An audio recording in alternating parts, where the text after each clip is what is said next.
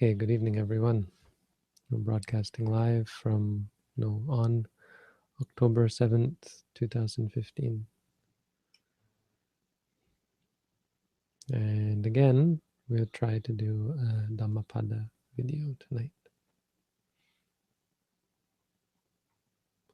So, if you all are ready, I think we're ready. Test, test, test. Okay.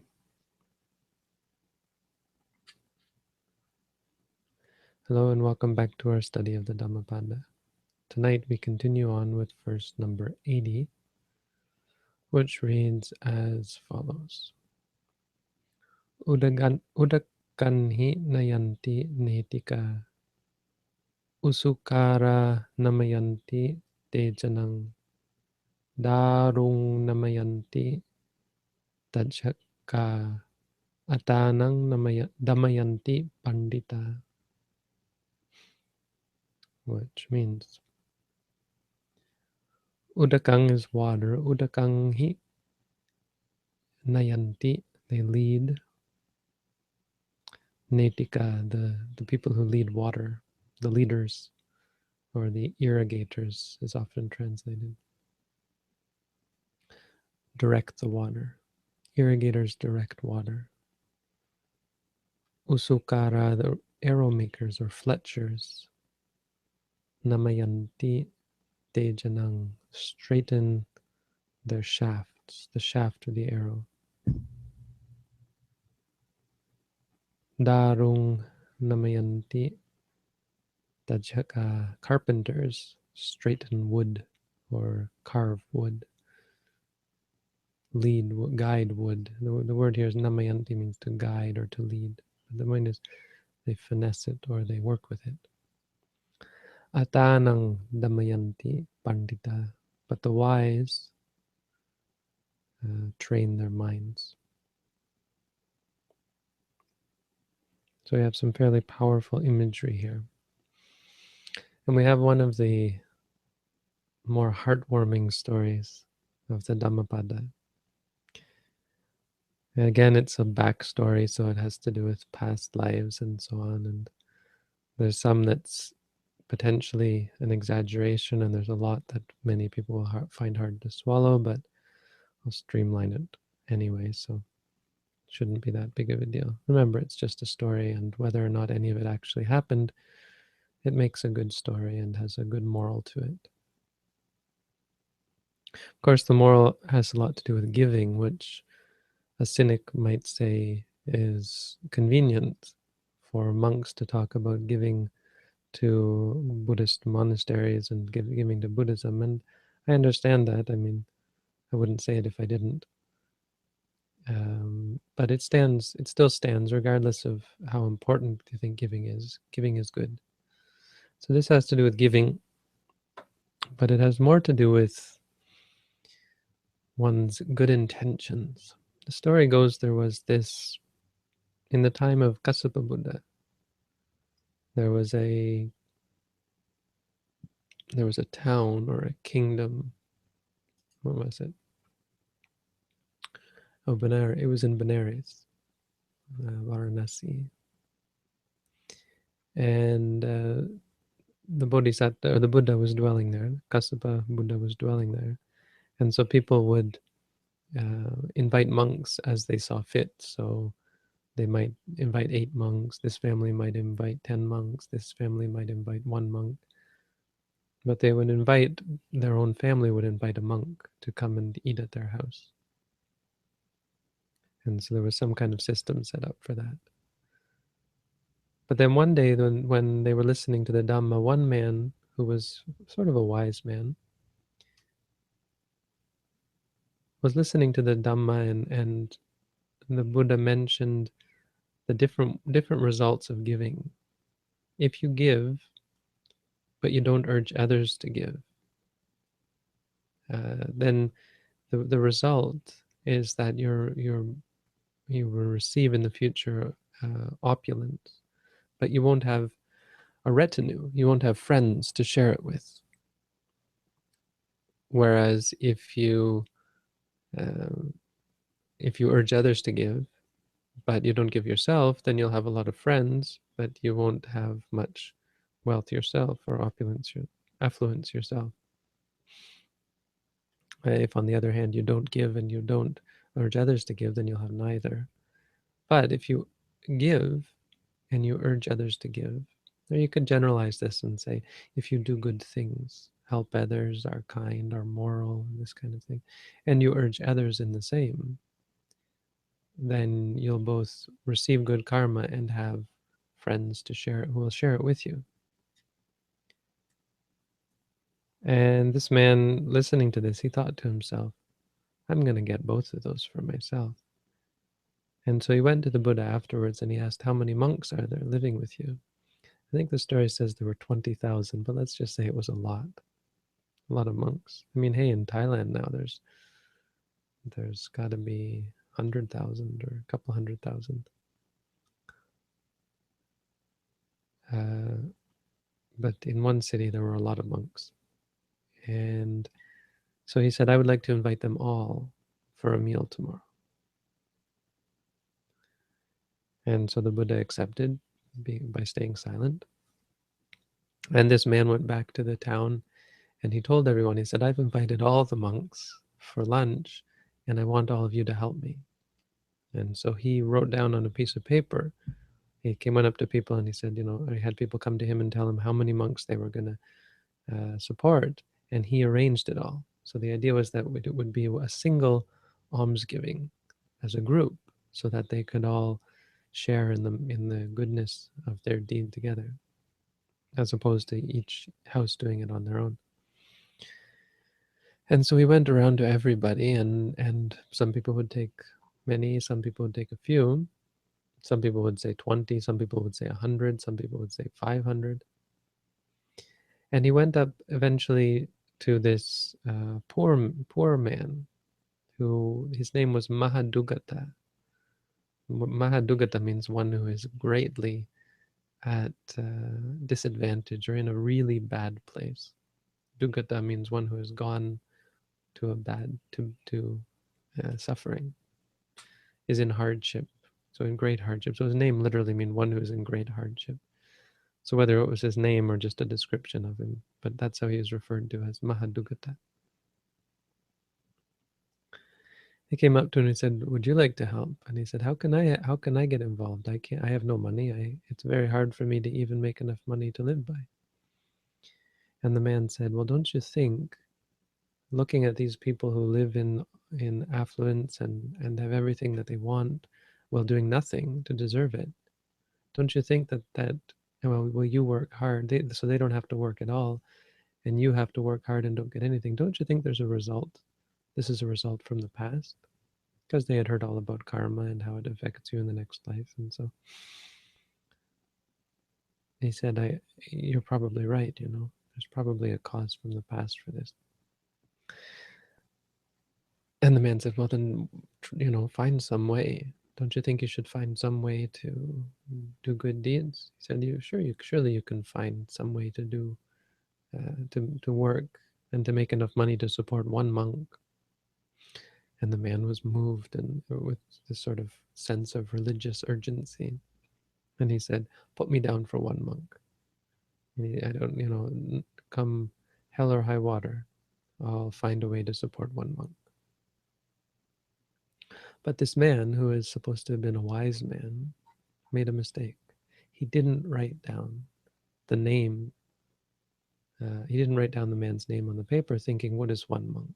No, surely there will be, I guess it was like, surely there will be a monk left over. I don't need to write that down. I don't need to reserve him one monk. We'll see about that.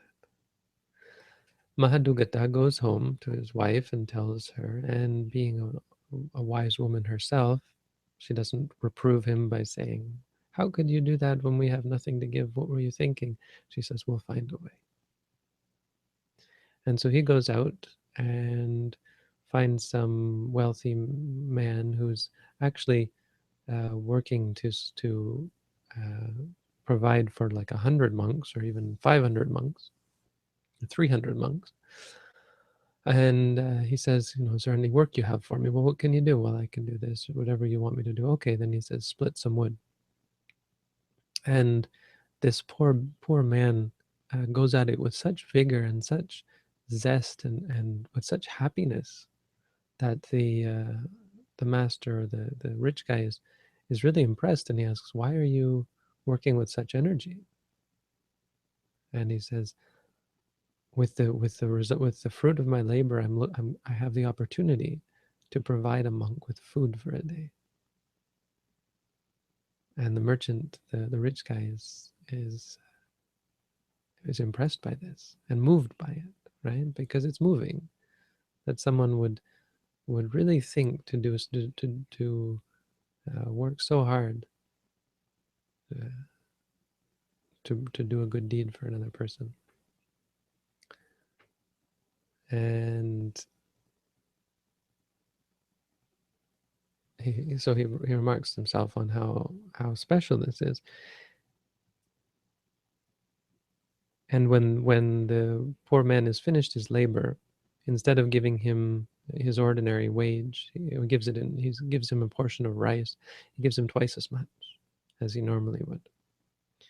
Meanwhile, his wife goes and does the same thing. She goes and uh, goes to find work with the merchant's wife, actually.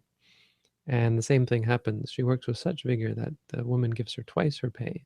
And this time she gives her some money. And on top of that, she gives her some other things as well. And they're so happy because now they have enough rice to give a simple meal to this one monk that's going to come and visit them. They get back home, but then they realize they don't have any herbs or vegetables to go with it, any kind of greens to go with it. And what are we going to do? And the wife says, go down to the river and pick some weeds, pick some wild um, greens. I mean, it's not going to be great fare, but what can we do? This is all we've got. And so the man goes down and he goes to he finds these green leaves that are sort of a coarse fare that no one else would bother picking, but he's so happy because he has this opportunity to give. And there just happens to be a fisherman fishing in the river, and he sees him and he says, "Why are you so happy?" And he said, "I'm giving food to a monk." And he said, "With those leaves, boy, you're really going to spoil him," or something like that. And he says, "Well, what can I do? This is all I've got. I don't have any money to buy anything else to put." So basically, all they had was rice and maybe some milk or some ghee, some butter. But they had no vegetables, no meat or anything. So this was what he was going to put with the rice, was just some weeds, basically. They said, "What can I do? I'm not a rich man." And the fisherman says, "Well, very well, then you take these fish that I've caught and string them up in bunches, meaning work for me and I'll help you out." And so he works for him, and by the time they're finished selling all the fish, there's none left, and the man says, "Are there any fish left?" "No." And so he says, "Okay, well, these are the fish that I had left over, and they are some kind of red scaled fish or something, red fish." Uh, and he gives them to him, these four fish. And so now not only does he have greens, but he has fish to offer to this monk. I mean, at this point, something has to be said about you have to remark on how goodness attracts goodness. This is a part of how karma works. When you are a good person doing good things, people want to help you, want to get involved. Anyway, we'll talk more about that after. So he goes back with the fish, and they begin to prepare their food.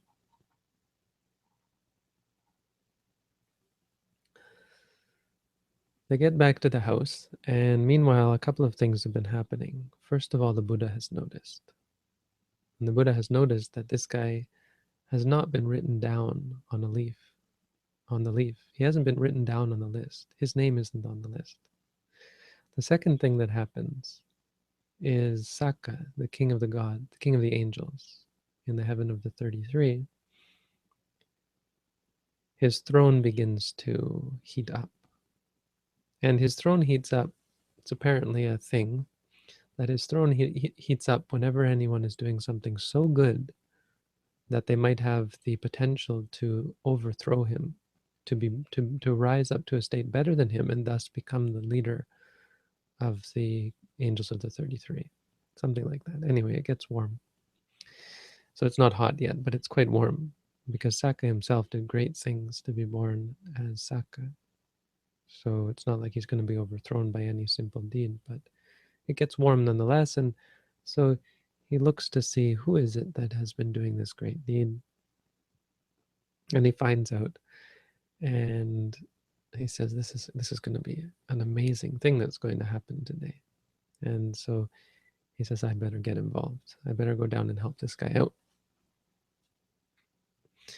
And so he goes down and he disguises himself as a ordinary person, and he walks up near this hut where this poor man and his wife live, this poor couple live, and he says, is anyone looking to hire a cook or something like that?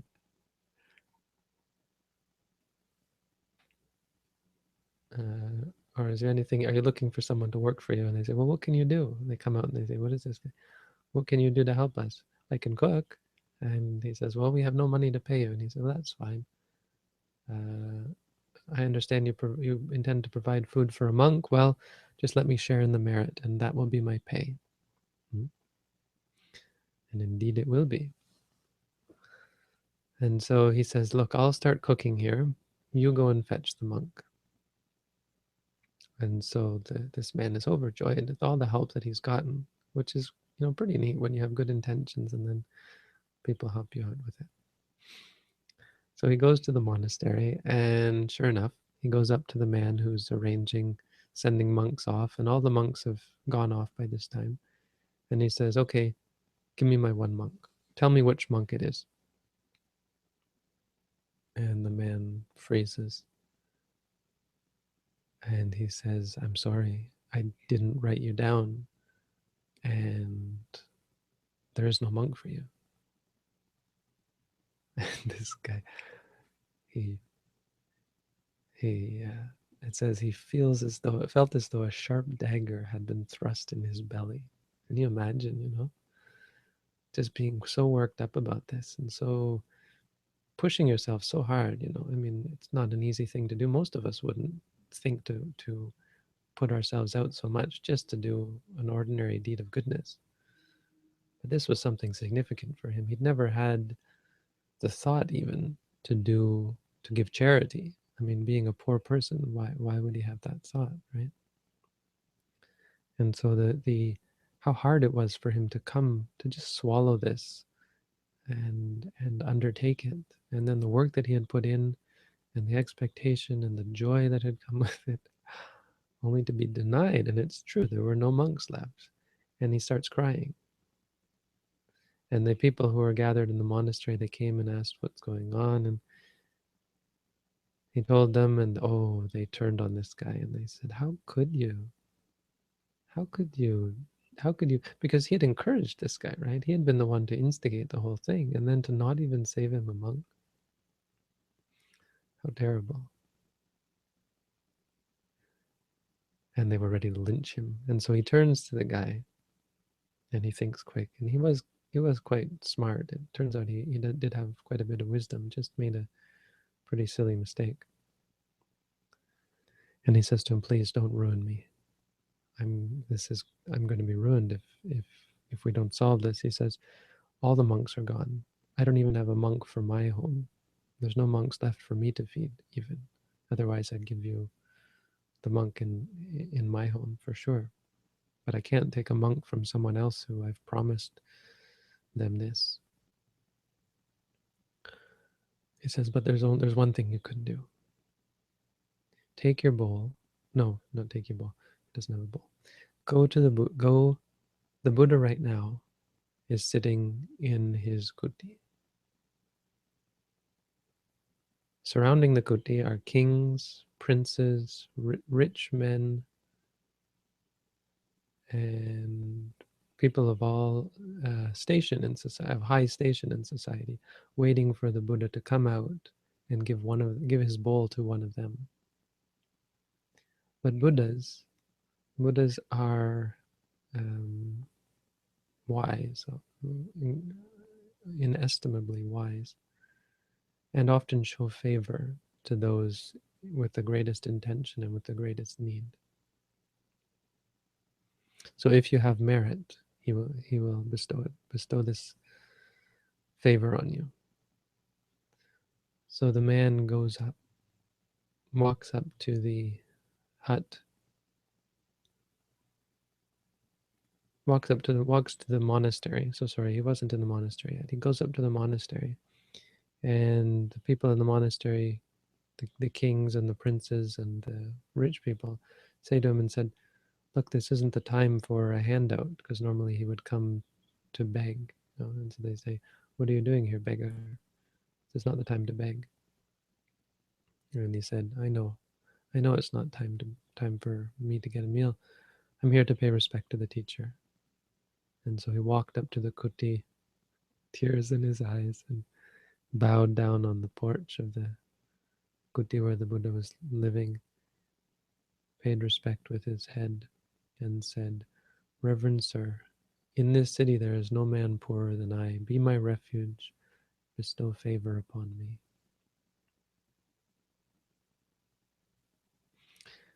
And the Buddha opened the door, and ignoring the princes and the kings and the rich folk, gave his bowl to the poor man. That's the story.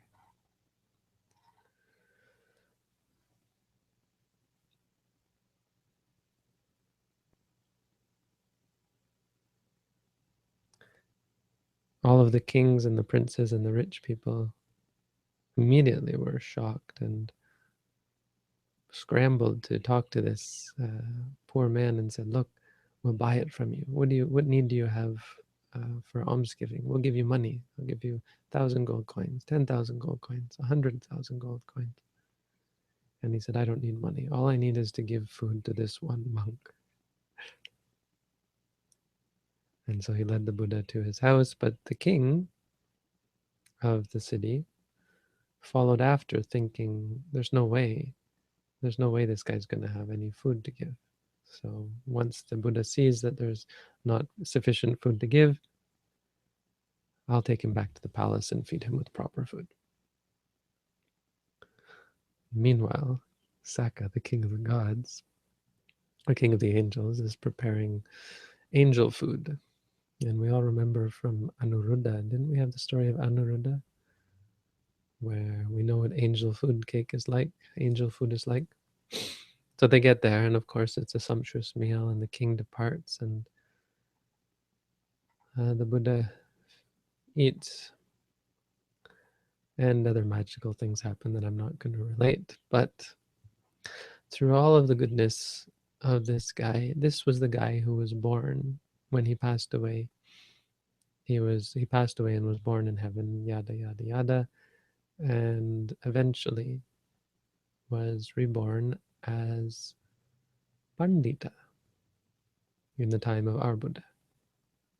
So it's a common thing, the common theme in the Dhammapada to have these grandiose stories of goodness and from the past. Really has nothing to do with our verse, to tell you the truth. It's just a nice story to tell. I don't know, it's a little bit, as I said, it's a little bit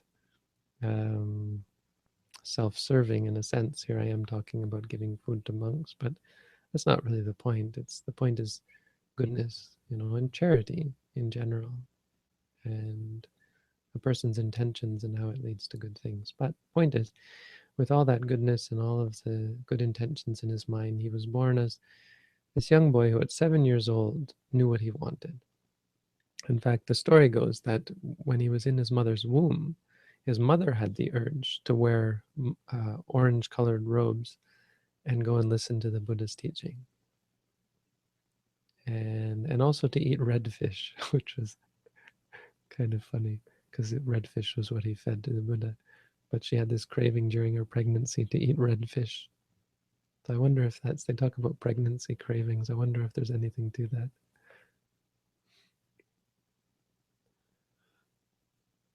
But okay, so when he was, and then when he was born, when he was 7 years old, he asked his mother permission to become a novice. She gave him permission, and he went forth. And on his first day, Sariputta was his teacher. And Sariputta led him into the village in the late morning because he wanted to. Sariputta generally went late because he wanted to check and make sure that the monastery was in order, and also because this novice was new, and so he wanted to take him separately so he could make sure that he behaved himself. But on the way, this is how the story goes, and it's how it relates to the verse. On the way, he saw these things. He saw water. He saw these men leading water, irrigators, directing water into the fields. And he saw how they could direct water. And then he saw these, the Fletchers, straightening the shafts of wood, heating it up and straightening it to make arrow shafts. And he thought that he realized how they work to straighten things out. And finally, he saw carpenters carving wood or shaping wood. And he thought to himself, these people do this with these inanimate objects. This is exactly how I should act towards the mind. At 7 years old, somehow he knew this. And so he turned around, didn't even go for alms food. In fact, the story says he sent Sariputta on alms for him, which Sariputta did without thinking. Sariputta was the most humble person imaginable. It's quite amazing, and a good example for all of us. Here he is, the chief disciple of the Buddha, the number one guy, the right-hand man of the Buddha. And here's the 7-year-old novice saying, because the novice would carry Sariputta's bowl for him, giving Sariputta back his bowl and saying, get me some food as well. He told him to get him some red fish. And Sariputta did it without thinking, because he was completely humble, had no arrogance about him. Probably he would have admonished the novice if the novice had bad intentions, but he also could see that this novice had only the best of intentions. So the novice went back and was in Sariputta's kuti meditating. And long story short, there's a little bit more, but long story short, he became enlightened, became an arahant. And so the Buddha gave this talk in that regard. He spoke this verse according to Pandita's thoughts on the subject. Indeed, irrigators direct water, Fletchers straighten their arrows, carpenters straighten their wood, but wise people train themselves. It's a nice verse. I mean, regardless of the story, it's really a useful one to describe the practice of insight meditation, straightening the mind, or the practice of goodness in general, because all types of goodness straighten the mind, right? We talk about the crookedness of the mind. We talk about someone who is crooked, right? We have this sense that the mind of a person who does evil deeds is not straight, it's crooked. And so we talk about goodness as straightening the mind, because a good person doesn't have as much complication to them, right? It's more complicated when you tell a lie, or when you live by lies, or when you live by deception, or when you live by manipulation. It's more complicated when you hurt others. It's more complicated the more you need, the more you're addicted to. It's complicated when you are stingy. It's complicated when you are jealous. It's complicated. It becomes all twisted and tied. It's complicated when you hold views and beliefs, right?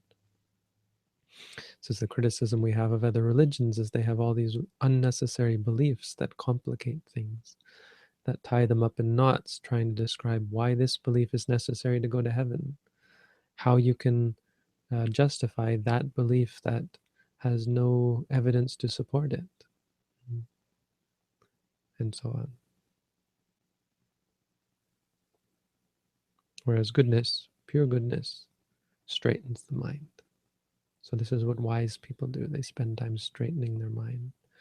Another word is that the Buddha uses is dituju, straightening one's view, straightening the way one looks at the world. So another aspect of straightening is what we do in vipassana, to see things as they are, to not have misconceptions about reality.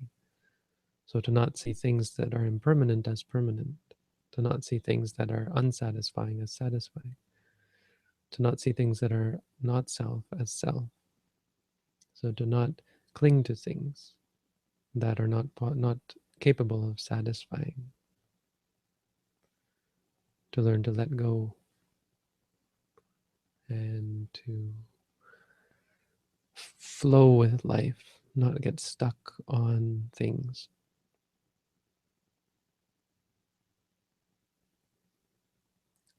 So that's the teaching. Not much more you can say about it, except that's what we're doing, is straightening our minds with all of the cultivation of goodness that we do. And so this is the goal that we have. When we think about Buddhism, the Buddhist teaching, we should really think in terms of this: straightness, goodness, rightness, knowledge and wisdom, and being in line with the truth of reality. Because once you see things as they are, then there is no potential for crookedness, for evil. You see that it's a complication. You see that the evil and unwholesome things are just making life more difficult for you, are just leading to more stress and suffering. And when you learn to let go and free yourself, you free yourself from suffering. Untie the knots.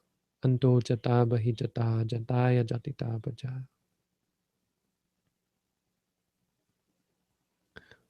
With the inner knots and the outer knots, this generation is entangled up in knots.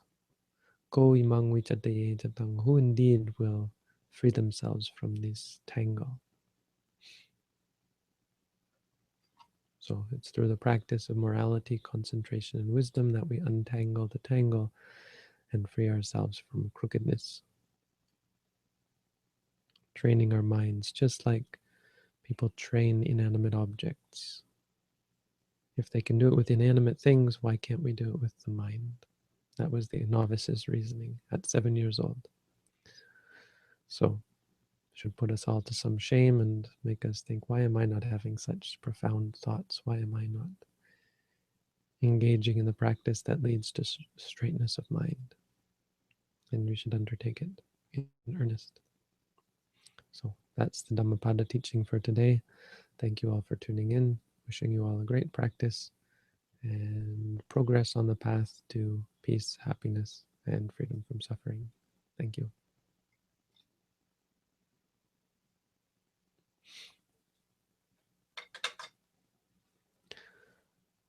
So that's the Dhammapada for tonight. Do we have any questions? I think we have a bunch of questions.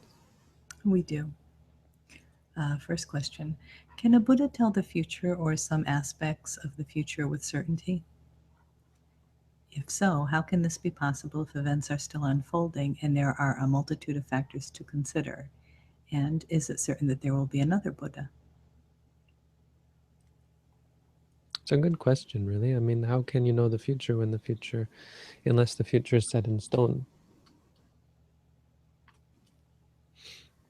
I don't really know. You know, there's there's something that we don't understand about time, because quantum physics shows that it's possible, in some sense, one way of looking at it anyway, is that the future affects the past. So you have two entangled particles, and one of them is hitting a screen that's measuring whether it's a particle or a wave, behaving like a particle or a wave, right? If it's unobserved, it'll behave like, I can't remember, like one, and if it is observed, it'll behave like another. something like that. No, that's not true. Anyway, observing one affects the other. That's what I understand, right? So uh, one particle hits the screen. One particle goes this way, one particle goes that way. So make sure I've got this on screen. So this one hits the screen while this one is still traveling. And this one's already hit the screen. And then after it hit the screen, this one, you measure this one. You observe it. The observation should affect the nature of this one being recorded on the screen. Now the problem is this one's already hit by the time you measure this one. So this one should not affect this one, and yet it does. The measurement after the fact affects the imprint on the screen of the first particle.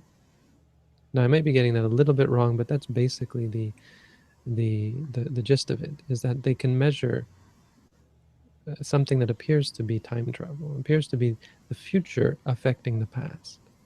So my guess is it's something to do with the future affecting the past. And that's still a little bit incomprehensible. It may sound even like sophism or like just avoiding the question or something. But it does appear to happen. So I mean, I'd always go back. I had an experience where when I was 13, I was able to to see something that hadn't happened before it happened. It's like time's a little bit weird that way. Like time doesn't actually work linearly like we think it does. Anyway. But yeah, Buddhas are able to predict actually quite far into the future, but probably not specifics. I would say it gets harder as time goes on. Is it certain that there will be another Buddha? Sorry, can you repeat, Robin? I'm just going to turn my volume up here because Oh, sure. I think this is one problem with the new setup is the audio. Your audio is not feeding into the audio feed. So go ahead. Okay. Is it certain that there will be another Buddha? Yes. I mean, if the text are to be believed, then yes, there will be another Buddha. Right now, there's a bodhisattva up in heaven, waiting to be reborn, biding their time before coming down to be born as a Buddha, as a bodhisattva, and become a Buddha. But it's a long ways away. That's Maitreya. Yes, Which is harder to realize, anatta or anicca? Is it entirely dependent on the individual? it is actually. It's a good question. It's a good question for my book, actually. Gee, I didn't even think to include that in the book, but that'll be a good one for the next chapter or the final chapter. I think 2 more chapters to write. Maybe I'll write one over the reading week. I'm thinking about it. So there are three ways of entering into nibbana, and it's either through impermanence, or through suffering, or through non-self, and it depends. Some say, if you read the Visuddhimagga, I think it says that some say that a person will realize through impermanence if they have done many good deeds. If the primary impetus of their practice has been giving charity, being kind to others, helping others, that kind of thing, then that Robin, you're making noise again. That's really funny. Why do you have? We just talked about how you weren't making the noise. Oh, You, that's me making the noise now. Is it? Can you mute yourself and see? sure. Yeah, see, when you mute yourself, it stops. But you still got that static. I wonder if it's my fault somehow. Okay, can you unmute yourself? Yes.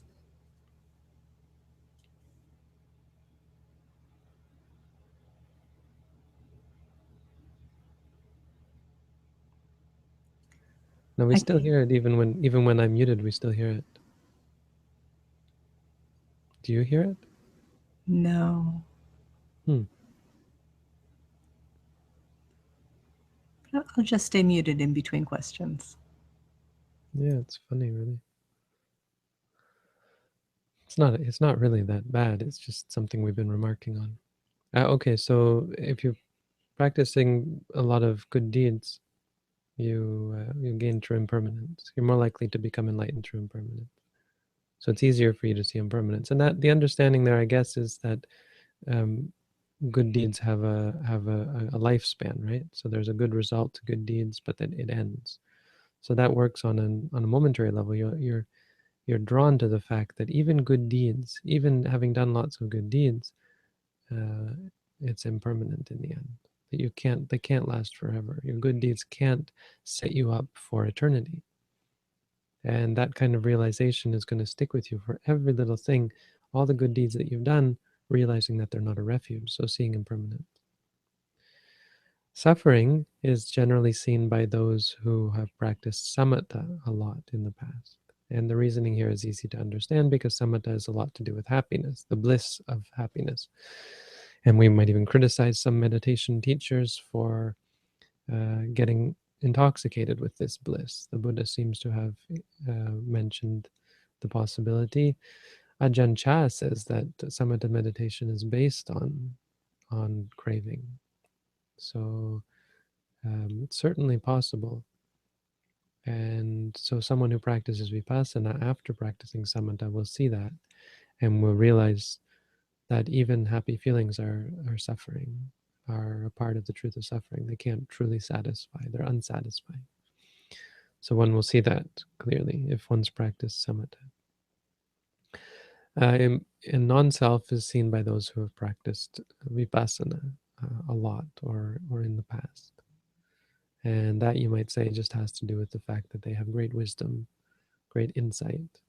I don't know how else to do it, to say it.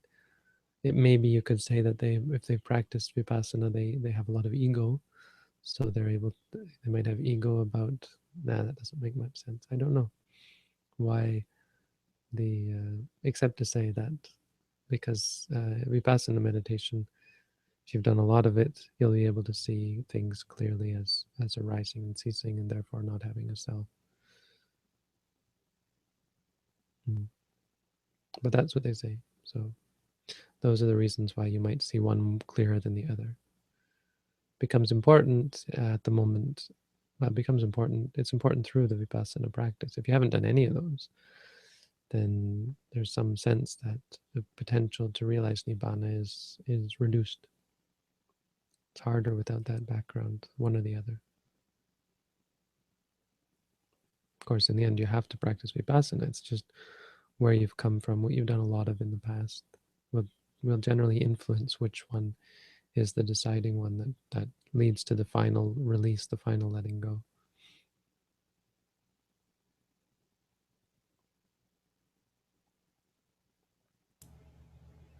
Bhante, I am hearing the static now, even when I'm muted. So, Even when you're muted. yeah, when I'm muted, I'm hearing some static on my end. So, So maybe it's my fault.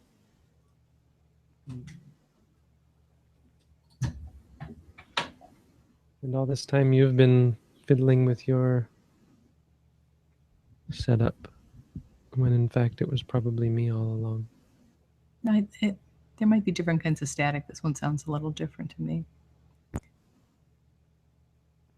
What do you think of Alan Watts?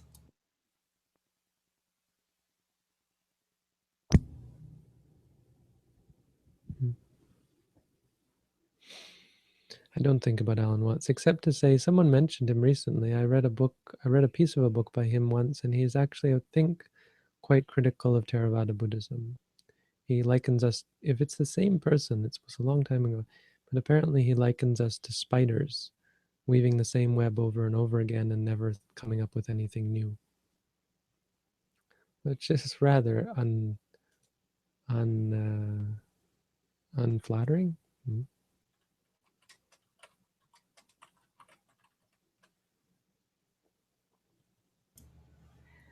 What is the most impressive result you had from a student?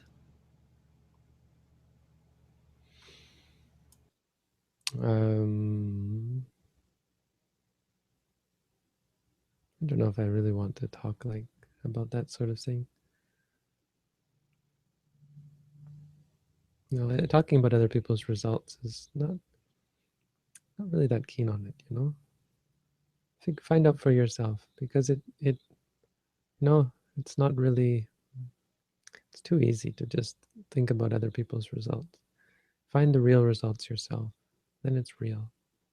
You know, you have to find it yourself without any proof. You know, you have to prove yourself. That's much more important. Sometimes the stomach feels so vague that I'm not sure if I'm feeling it or not. What should I do when that happens? Not sure if you're feeling the stomach or not. Well, you can put your hand there. That will help. Or you can try lying down. That will help.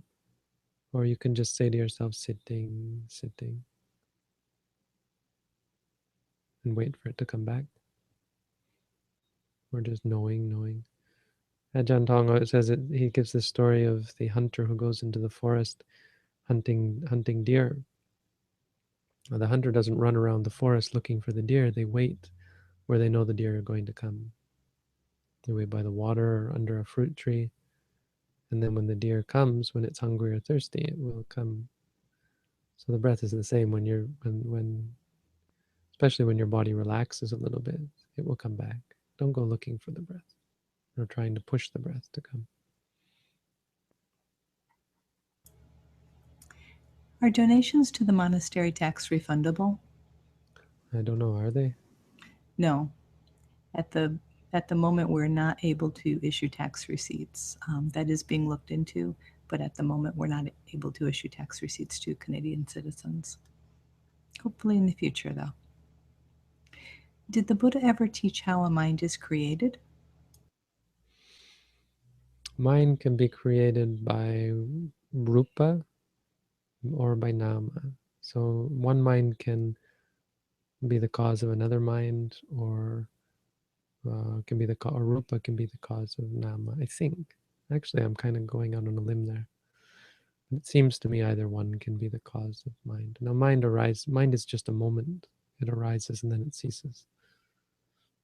So, if you mean what creates a person's mind, like a being mind, such a thing doesn't exist in Buddhism, not in an ultimate sense.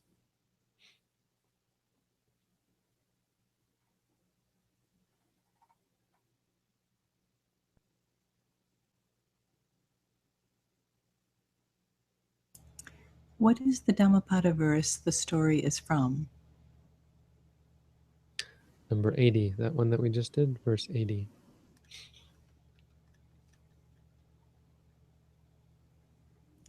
Below the chat box that lists the logged in users, why are some users' names orange and others are green?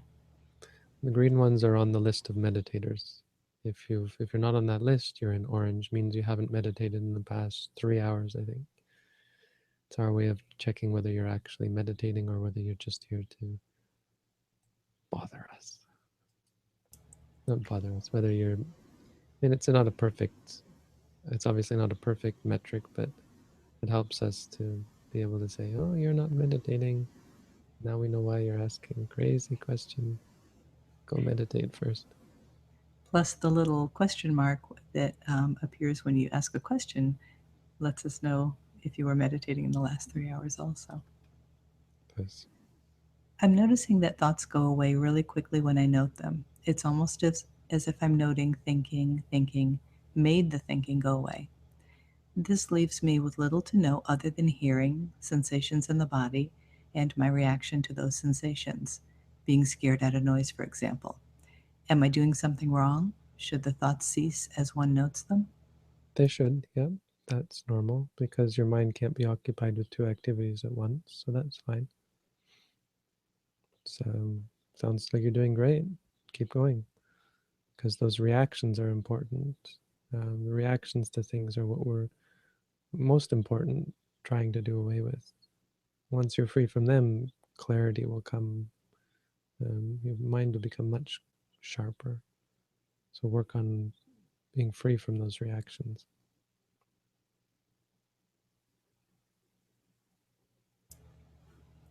When I meditate, I sometimes see dreams happening before my eyes, but I become unconscious when this happens. Then, when I jolt awake, so to speak, I realize I was dreaming. How can I stay conscious during these visions?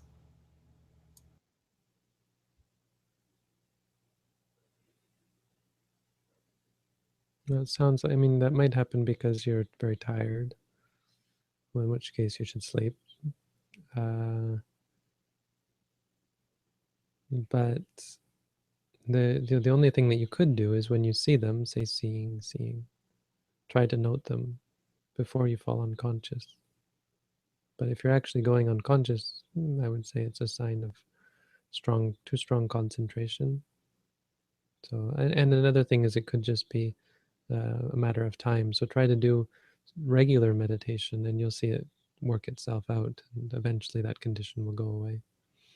Like when you wake up, just try to be mindful again. Come back to the stomach, say rising, falling. Hopefully, you've already read my booklet and you're practicing. You've done some practice in this tradition.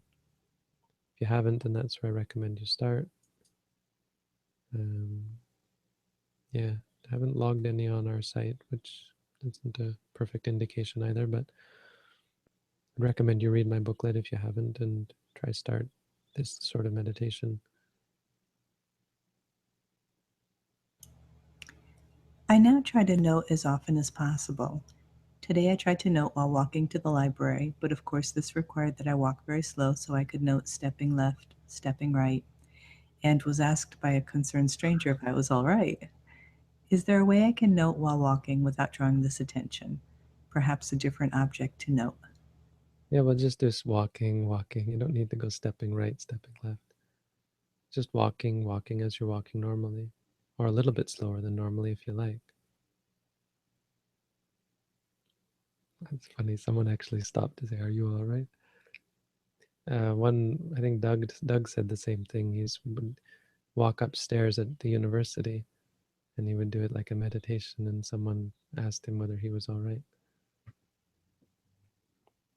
Someone who knew him, I think.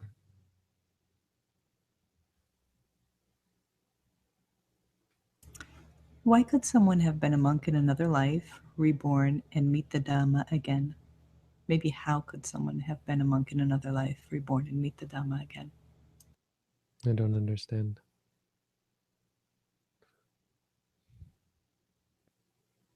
I mean, that's the way rebirth works. You die and are reborn again.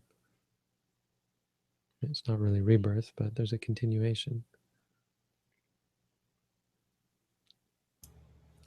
Bhante, you just said something like things arise and cease and therefore have no self. Why does the fact that things arise and cease mean they have no self? Um, well, something that has a self is constant, no? I mean, it has no time to exert control or influence, and it disappears into nothing. It means it really arises out of nothing, ceases into nothing, so it has no essence. It's like, sorry, this teapot is constant, so you can call it a teapot. But the truth is, teapot doesn't exist. There's only the seeing, the feeling, even well, the seeing and the feeling of the teapot, the hearing of the teapot, and all of those things arise and cease. So the teapot itself, something that is stable and lasting, and you could say controllable. So I can control the teapot. I can lift the teapot up, but I couldn't lift the teapot up and not feel the teapot in my hand. So the feeling is non-self. The feeling arises out of nothing and disappears into nothing. It's not the only reason. I mean, the other reason is it's not amenable to our control. It arises, not only arises and ceases, but it arises and ceases based on causes and conditions, not based on one's will. So I wasn't giving the full description of non-self, but arising and ceasing is an important part of Do you agree that the school system is terrible? it. It's not perfect, for sure. No, I think school has its uses. Like, I do believe in school that teaches things like carpentry or electrician, plumbing, language. Language is very important to have teachers. And I've never had a bad result with a language teacher. I've had good language teachers throughout my schooling career, even in high school. Things like math, if that's of interest to you. Sciences, although I've never liked sciences personally. Um, no, I don't think school is a real problem. I think teachers are a problem. I think, and bureaucracy is a real problem. But schools, I think, are a good thing. I don't have any. I mean, I think, I guess the whole idea of,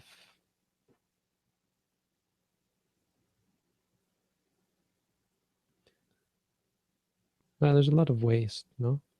We learn a lot of things that we're never really going to use, and there is the aspect of fitting in, no, and following the following the status quo. Getting into debt is a big part of it. Getting into debt is something that you're encouraged to do, right? So you can fit in and become a slave to the system, basically. But no, I don't think so. I think the biggest complaint I have about school is ego. Ego from the administrators, ego from the teachers, greed from the administrators. That's the biggest complaint as a student that I have. Ego seems to ruin a lot. If a teacher has ego, it's very hard to be a good student. It's very hard to learn from them. Another is incompetence, I suppose, but competence is just when people are really trying but they just can't teach. That's a bit of a problem, but not a big one.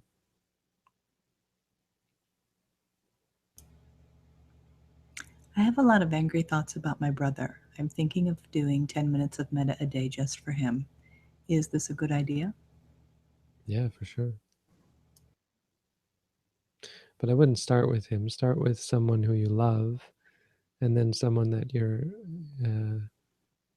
someone that you're neutral towards, and then go to him. And so go back and forth until you can have an equal feeling for all three.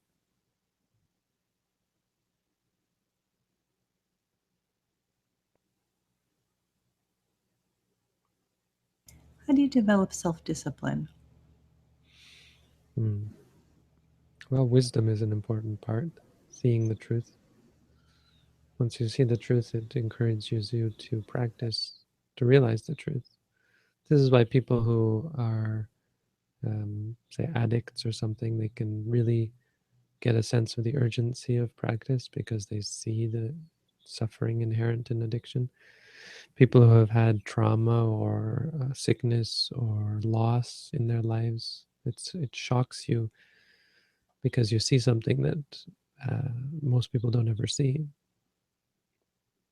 Um, but study does it as well. When you study and when you think, and when you're a high-minded individual, when you listen to people talk, these kind of things gives you wisdom. I would say wisdom's the biggest. I mean, we're talking about mundane wisdom, not wisdom of seeing nibbana or anything. But of course, that's the highest, and that gives you the highest self-discipline. But I would say wisdom is the best way to see things as they are. Gives you more self-discipline.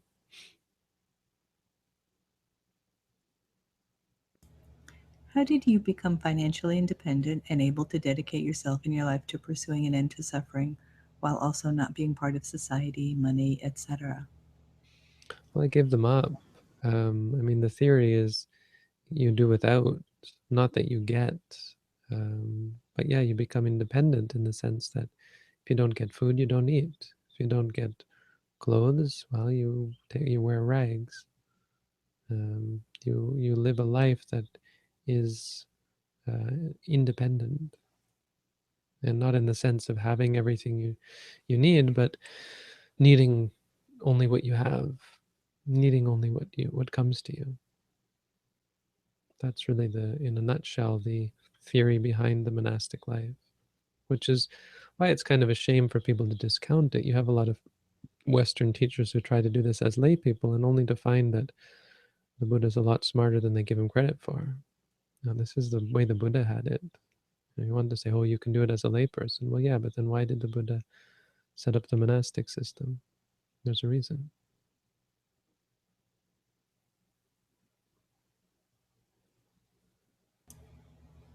And with that, we're all caught up. Awesome. And it's 10 o'clock. So good night, everyone.